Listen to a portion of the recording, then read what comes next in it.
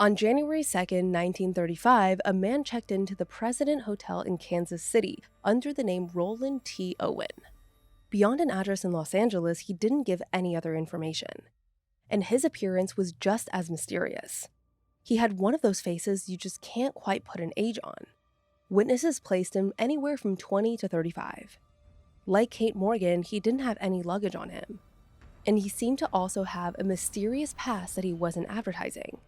Several people noticed that he had a cauliflower ear, which meant he'd probably gotten his fair share of fights. And Roland definitely was acting like he was hiding something. Later that day, a maid named Mary Soptic went to Roland's room.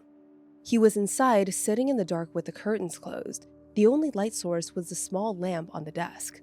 Mary thought Roland seemed worried, scared even, like he was dreading something. And when she left the room, he asked her not to lock it behind her, which hotel staff usually did back then.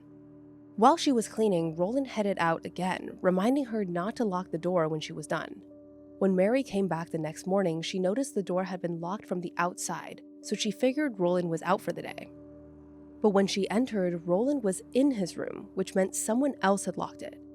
No other staff member had gone up, and it doesn't seem like they'd given Roland an extra key, which could only mean someone had locked Roland in.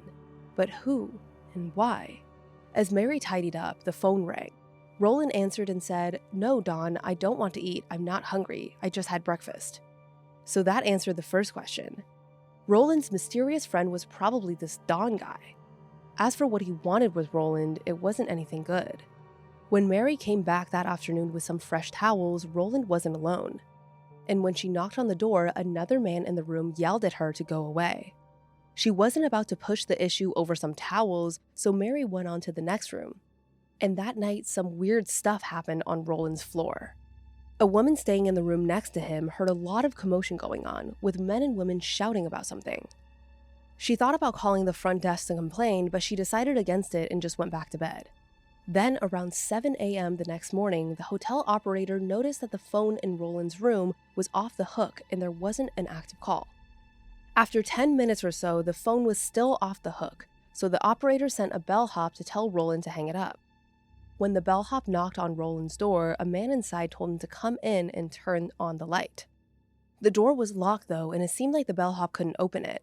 Figuring that Roland was drunk, the bellhop shouted for the man to hang up the phone and went back down.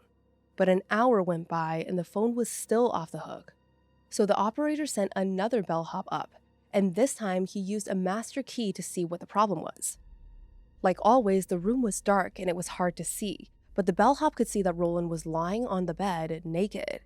He seemed to be passed out drunk. The nightstand with the phone on it had been knocked over, so the bellhop put it back up again and finally got the phone back on the hook. But 2 hours later, it was off again. So up went another bellhop, and this time, when he opened the door, Roland was lying on the ground 2 feet away from the bed. He was on his knees and elbows with his hands on his head. And when the bellhop turned on the light, the room was covered in blood. Police rushed to the scene, and they realized Roland was in such a weird position because he'd been restrained with a cord. He'd been stabbed multiple times in the chest, struck in the head so hard his skull was broken, and bruising around his neck suggested he'd been strangled. And somehow he was still alive. But Roland said that nobody had done this to him. He claimed that his injuries were from falling on the bathtub. Yeah, okay. The police were definitely not buying it. And neither am I. With how Roland had been tied up, there was no way this was an attempted suicide. And there was a lot of stuff missing from his room, like his clothes and even all of the standard hotel supplies, shampoo, soaps, towels. But Roland wasn't able to give any of them answers. He fell into a coma shortly after the police arrived and died from his injuries a few hours later. And when the police started investigating his murder, they realized Roland T. Owen was an alias.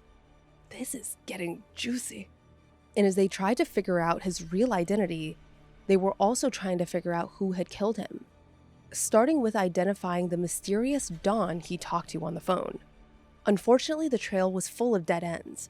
A year and a half went by with no progress on the case, until fall of 1936, when a woman in Birmingham, Alabama named Ruby Ogletree saw an article about the murder. The victim looked just like her 17-year-old son, Artemis. She hadn't seen him since he left home in April 1934, about 8 months before his death. But the thing is, in spring of 1935, after Artemis was killed, someone pretending to be him had sent Ruby a few typed letters saying he was headed to Europe. In that August, a man in Tennessee had called her to say that Artemis was in Cairo, Egypt. But Artemis himself couldn't write or call because he'd lost his thumb in a fight. It was a convenient story, and Ruby wasn't falling for it.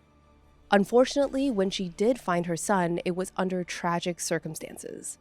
Sadly, Ruby never found out why Artemis ended up in Kansas City, who killed him, or why. And neither did anyone else. To this day, his death remains a mystery. If you're brave enough, subscribe now. Just search for @Crimehouse Studios on YouTube. And remember, reality is the real horror.